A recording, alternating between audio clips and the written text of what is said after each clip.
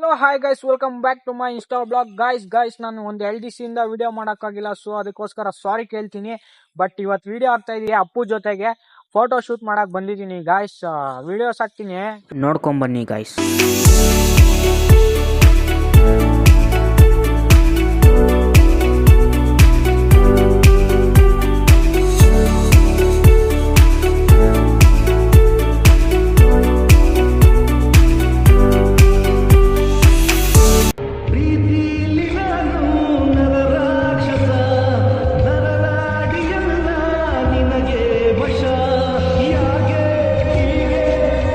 ಮಗ, ನೀನ್ ನೋಡಕ್ ಕರಿಯಾಗಿರ್ಬೋದು, ಆದ್ರೂ ಇನ್ ಒಳ್ಳೆ ಹೀರೋ ತರ ಇದೆಯಾ ಕಣ.